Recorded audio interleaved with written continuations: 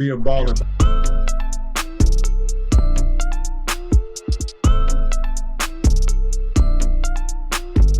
Welcome to a Be a Baller podcast, where we discuss how to build a lifelong legacy. I'm your host, Coach Tim Brown. Today we'll be talking about building a legacy in community service with our special guest. Excited to have him on the show, four-term, long-term mayor of Columbus, Ohio, Michael Coleman. Today, Mayor Coleman is going to share about how his over 3 decades in community service has allowed him to build a legacy, but also to empower the next generation to serve the community. Before we get started, let's hear a word from our sponsor. The courage to fight and the faith to believe. We're strong in numbers, moving with a purpose. We're not just a number, we're in the number, the brand that counts. Visit us at inthenumber.com. Mayor Coleman, welcome to Be a Baller podcast. Thank you. It's good to be here. You're doing some great things for the city and for young people. I greatly appreciate it. Yeah, well, thanks for joining me today. Mayor Coleman, you grew up in Toledo. I understand your father was a physician, and you also worked in the family barbecue business, you know. Did you have any interest in following your dad's career? No, I wasn't interested in being a doctor. My sister was, and she became a doctor. Oh, wow. But I would faint at the sight of blood or a needle. Okay. I knew then when that occurred, that I would not be a very good doctor. Yeah. So how was the barbecue in Toledo? I had the best barbecue maybe in the Midwest. Folks used to come down from Detroit to eat my barbecue I would cook. Yeah. I was working there at the age of 13 and 14. Mm. I know about the child labor laws, but it didn't apply in my family. Child labor laws in my family was you work until you can't work no more. No, that's true. You still mean on that grill? Can you still put it down? Oh man, I can cook me some barbecue ribs. We had a special family barbecue sauce. Okay. And I made it once a week. Mm. And big vats of it. And man, I tell you, people would line up for my barbecue. Right. I would cook every day after school, on the weekends till 2, 3 o'clock in the morning, clean up, get ready for the next day. Next door was a jazz club, part of the Chitlin circuit. Right. So they had adjoining walls, and Bobby Blue Bland, B.B. King, many others would come through, and everybody would come by after it was all over, after the show was over, come by to eat my barbecue ribs. Eat their barbecue. Right. Lined up down the street. That's awesome. It was interesting times, Mm. but it really learned work ethic. Good. That's where we're going next. So, what were some of those valuable life lessons that you learned from your dad and mom growing up? You know, my dad grew up as a painter. He taught me how to paint. In fact, when I was in law school, I painted houses all over the city of Dayton and a few here in Columbus. Yeah, I went to the University of Dayton School of Law. I was paid what I thought was handsomely at the time. And I worked as a law clerk for a judge and on the weekdays, and part-time there, and worked as a law clerk in a law firm. And then on the weekends, I would paint houses, both inside and out. Wow. And I was a busy dude. I'm surprised I even studied. But it was a work ethic I developed from early age. My father and mother gave me and all my siblings. And we weren't afraid of it. It was expected. It was like a Coleman thing, that you worked hard, you earned your livelihood, you set an example. When you work, you stay out of trouble. Right. You learn something in the process. And if what I wanted to do in life, which is be a lawyer, didn't work out, I had two things I could do very well. I can cook some barbecue ribs and I could paint. That would be a great career. Yeah, that's good stuff. That's good stuff. I'm glad you mentioned that because, everybody see, Mike Coleman or Mayor Coleman, a politician. It's good to hear that other side of you, because when people see you out in the community, I bet they never know that you were a painter. You can paint their house if need be. Oh, man, I painted, I cut grass. I cut so much grass, my shoes turned green. So much grass. Wow. I was a working dude, man. I was working dude. And I was the oldest too, so I had to I was the experiment on everybody, I was the point of the spear. Yeah, that's it. As you look back on it, what sparked your interest in law and politics? Well, actually, there were like two things I was thinking about doing in high school. One was being an architect. Mm-hmm. The other was being a lawyer, and I consider both of them.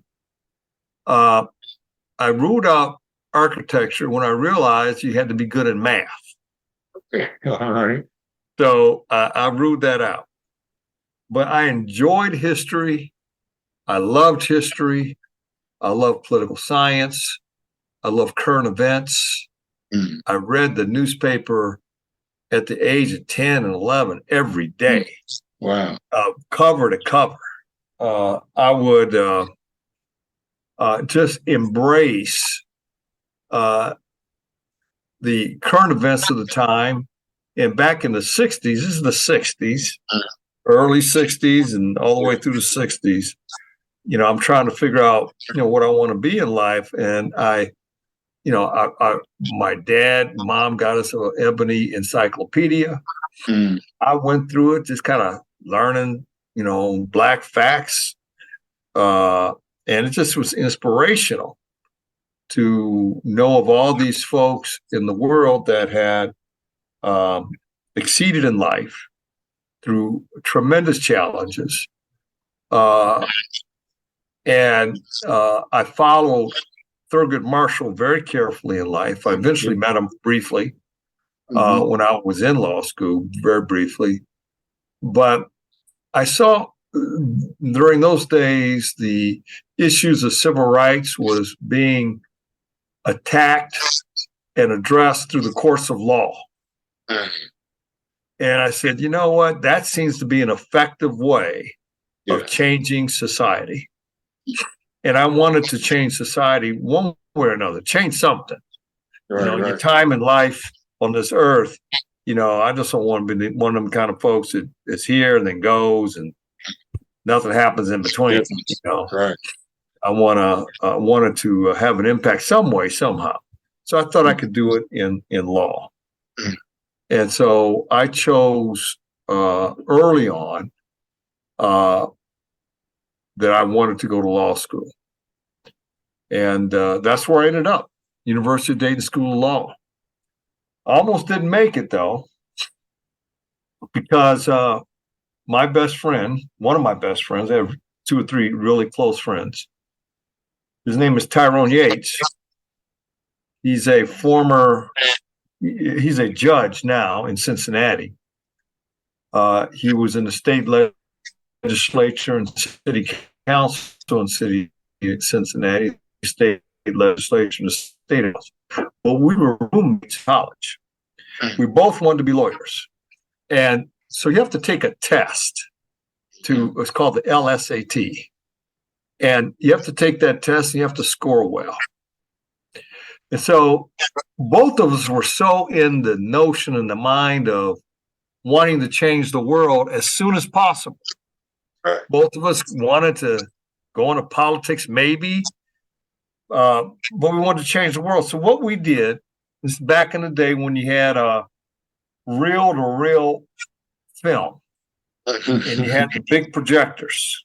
Right. So the day before the LSAT test, instead of studying for it and going to bed early, getting up, eating breakfast, going to the test, my friend and I, Tyrone Yates, rented from the library, or took from the library, a reel-to-reel movie projector, and rented, borrowed from the library documentaries on 1.5, 2 hours each, on what's called, the documentaries were The Making of the President, how various presidents from FDR, Franklin Delano Roosevelt, all the way to, I think it probably was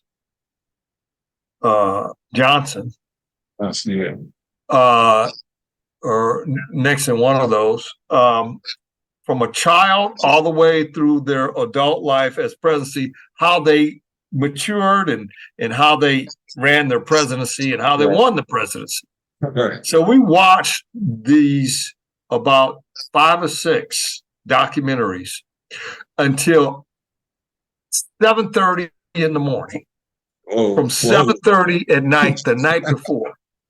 Yeah. And so we went to the LSAT test, exhausted. Mm-hmm. He sat down and started taking the test as multiple choice. He started taking the test. I looked over, and he had fallen asleep in the first 10 minutes. He was slobbering all over. He was, asleep, knocked out. I was struggling to stay awake. Mm. I got through halftime, Right. and halfway through, and then I just started filling in. Right. I don't know how I stayed up. I just started. I couldn't even read. I was so foggy brained, and then I fell asleep like the last, hour of the test. I just knocked out. Mm-hmm. And believe it or not, my tests were good enough Wow. to get into law school. And I asked myself, what would I have done if I had actually studied, got some rest, and taken this test? But instead, I was in there foggy brained, wanting to change the world, wanting to be inspired by these documentaries. Instead, I went in beat and exhausted, but got through it.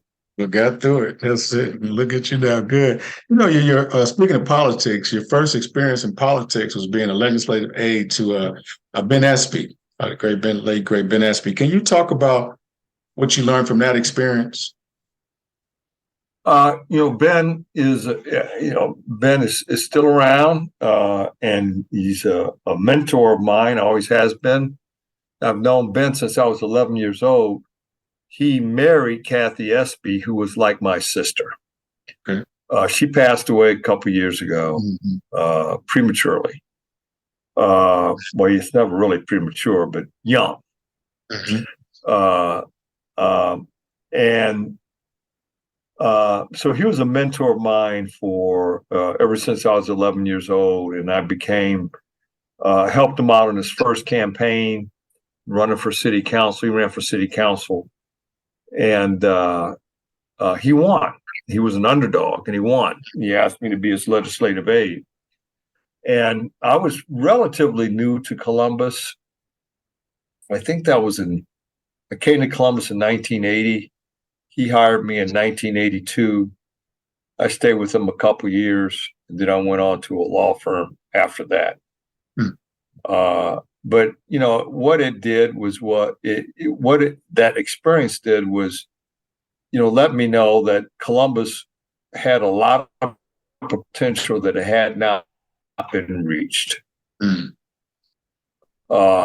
had been talked about, never, in my mind, never achieved. He did a good job at setting standards. He did a lot of good things. He started the Columbus Youth Corps. He was focused on young people.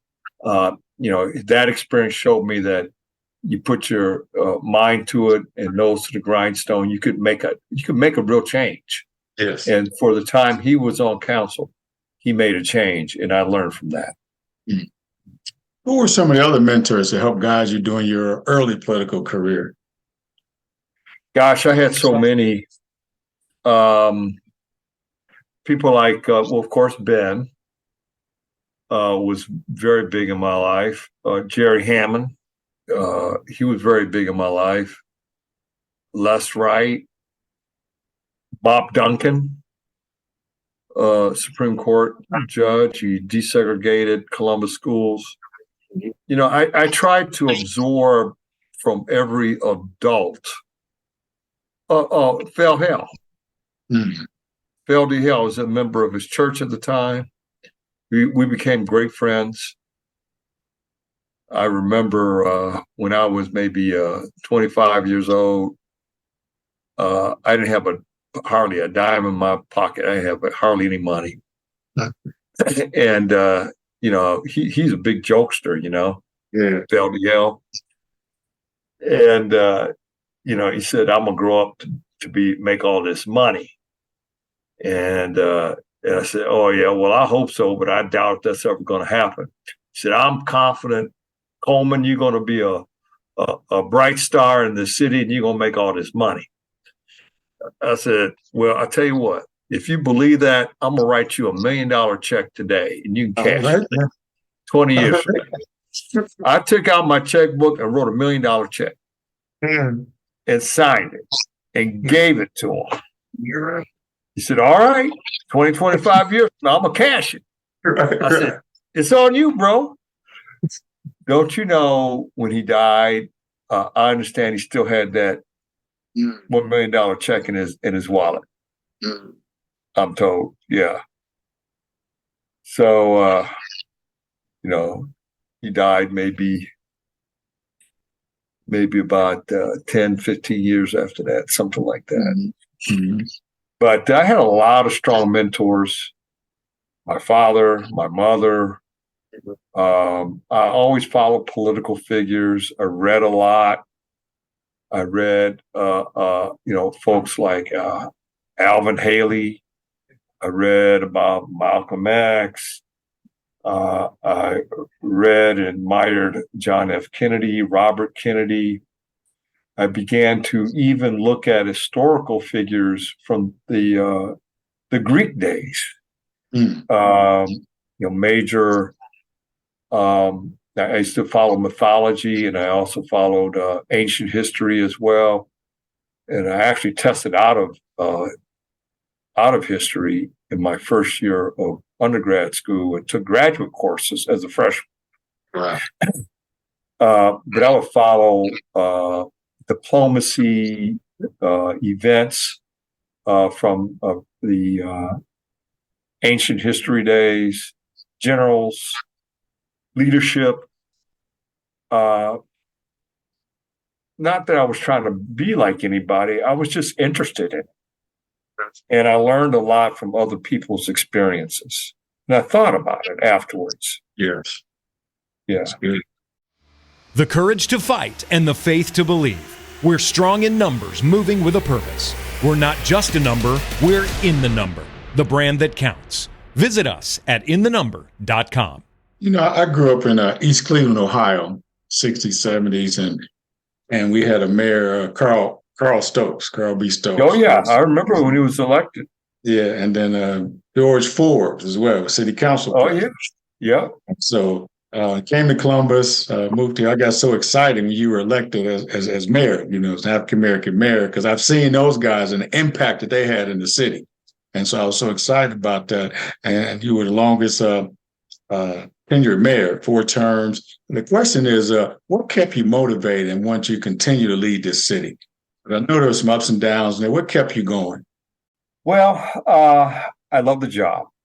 I really enjoyed being the mayor of the city. It was, every once in a while you get a role that you enjoy and you start over time seeing progress and accomplishment. Not everything I did was successful, but I wasn't afraid of trying. In fact, I had probably more failures than successes. Probably as mayor, I don't remember too many failures, but I sure do remember the successes. No, that's right. But my motivation was my father taught me the most important word in life. So what's that? perseverance. That's it. That's the I word. said, "What's that mean?" He said that no matter what the challenges are, you must continue to strive to be the best and try to succeed. And that there will be times when things are going to knock you down. And the question is not whether you were knocked down, because you will be knocked down. The question is, how do you get back up as soon as you can and to persevere through everything in front of you? And so that was my dad's favorite word. And that is what impressed me in my own head. Just keep going. Just keep going. It's going to work. It's going to work. Don't fear failure. And don't fear success. Because people do both of those and sometimes in Columbus. They're afraid to move because they're afraid to fail, or they don't know what success is, so they don't move. I said, let's just go. Let's go. Let's figure it out. Yeah. As you reflect on that, you and your administration led Columbus, and not just Columbus, Central Ohio, this whole region, to a tremendous growth. Is there 4 projects that you're most proud of? And that's a tough one, but give me a couple of projects that you're most proud of. It's a hard one to figure out.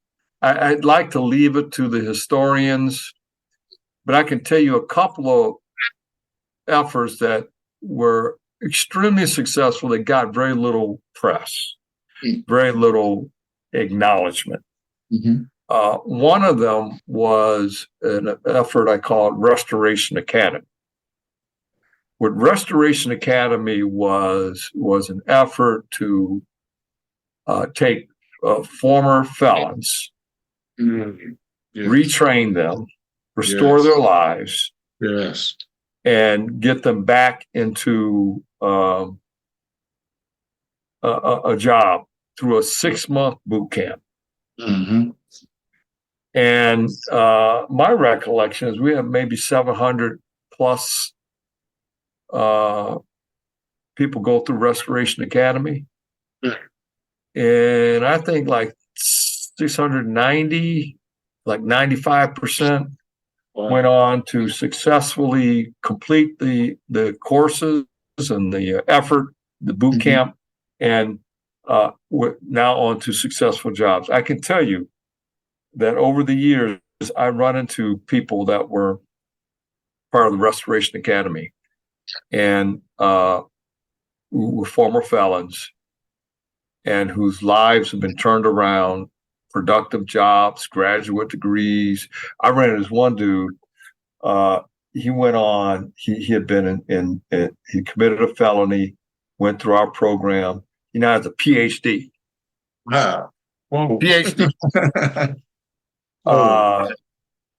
And I run into these people all the time, and they tell me how I changed not just their lives, but the lives of their families and their children.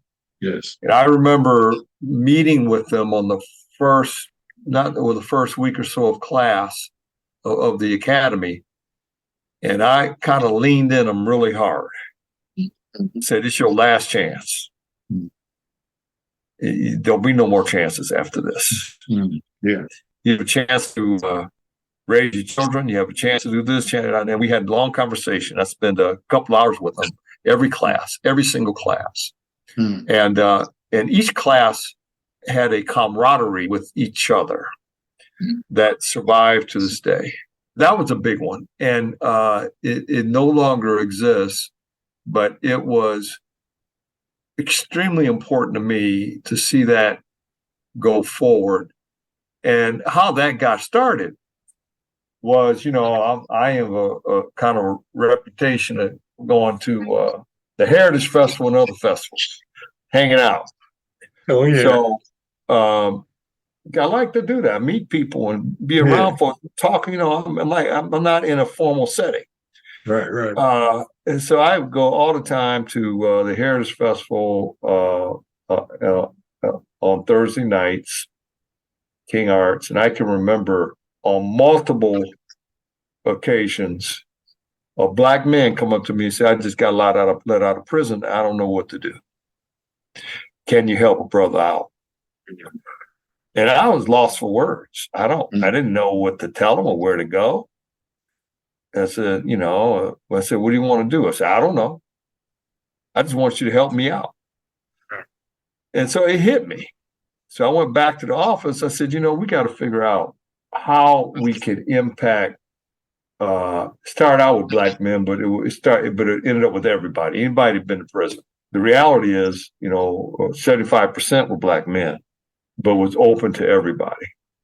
So at any rate, I viewed it as a very successful program. I think I laid a foundation for advancement in the Near East Side with all the development I was responsible for on Long Street and in that area over the years, just lots of public investment, and that's now turned into private investment, new housing, turning around Northland area with the demise of Northland Mall, going at Linden with the Four Corners effort, plus putting CMHA there, that taking down a school, a whole bunch of stuff in that area, the South Linden area. Me and Clarence Lumpkin, me taking his lead actually on much of it. Some of my work downtown, housing efforts. There was a time during my time as mayor where Columbus was named by, I think, Ebony magazine. It could have been Essence, or it could have been Black Enterprise, but one of those three publications claimed that Columbus was the best city in the nation for Black folks. Black folks, yeah. For African Americans. I was very proud of that. Yeah. Because a lot had been accomplished, in those days, and it's laid a foundation for going forward. We got a lot of good leaders coming up here, and I'm proud of everything that's been done in the city. When you hear the word legacy, what does that mean to you? It means how people view you. I don't know what my legacy will be until after I'm gone. Somebody will figure that out. Mm-hmm. So I don't know what it'll be, because I was involved in so many things. Yeah. So it's hard to say. Yeah, that's the thing I love about you, and part of this podcast is about building a legacy, being intentional in that. And one thing I know you did was your legacy continues through the young leaders that you supported. You empowered and you gave opportunities to be in leadership positions. Can you talk about why you were so intentional in empowering that next generation to lead the city? I think it was very important to, being in leadership is not about feathering your bed. It's about preparing others for leadership. Mm-hmm. And so I identified a number of people over the years that I thought could do great in this city. Shannon Harden is a key example. And there might be, a dozen others that I embraced that say, this is going to be the next generation. I'm going to do what I can do to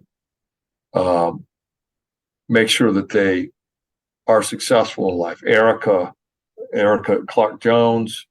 I mean, the list is significant over a period of time, both white folks and Black folks. Yeah, yes. Just a long list of people over the years that worked for me or part of my team that have gone on to extend out into the community, to run things, to be a part of things, that are still in leadership roles of the city, in probably every major industry in the city, that came up during my time. Yes, yeah. Training them up, getting them going. And I'm proud of that. I mean, if that's a legacy, that'd be great. It's creating a legacy, bringing other people up. Right. Yeah, I think that's what you've done. This has been a great conversation. As we wrap up, turn the corner, I want to know, just share a word to young people about the value of being involved in the community service.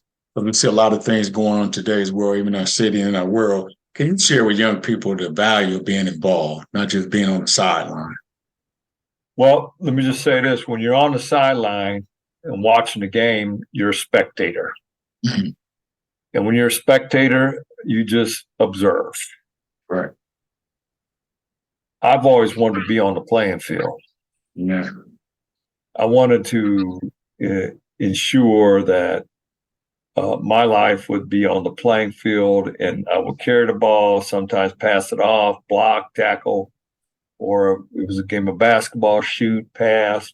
But being on the playing field is important in life, and to do so, you need to reach out to others. Your life is truly measured by how you improve the life of others. Someone once told me that your life is only as good as you make the life of others good. And it's not just about you. And if you want a legacy, if you want to be remembered on earth, because you only have but a certain amount of time to be on earth, you want to be remembered for providing some direction, guidance, support to someone other than you. If you're a billionaire, ain't nobody going to remember that unless you make other billionaires. Right. If you're successful, people will, that's a short memory. Your success will be how you make other people succeed. So being part of the community is what's that about, making the community better, making people better, making our lives better. And when you do that, that makes your life better. That's good. Well, this brings us to the end of this episode. I want to thank you, Mayor Coleman, for all you've done for the city of Columbus and empowering and just being that role model, being that example. I want to thank you. I love those stories about your dad and that whole work ethic, and all that barbecue and all that. That was great. But I want to thank you for this informative discussion on how to build a legacy in community service. And I pray the audience was blessed by this. As always, thanks for being a baller and listening to the Be a Baller podcast. So thanks, Mayor Coleman, for your time. Thank you very much. I appreciate your time and all your work. Right. Thank you, sir.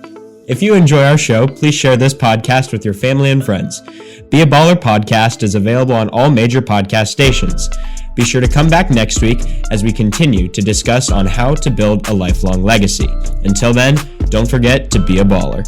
This podcast was created by Coach Tim Brown. It was edited by Teron Howell and produced and recorded by the video production class of Worthington Christian High School.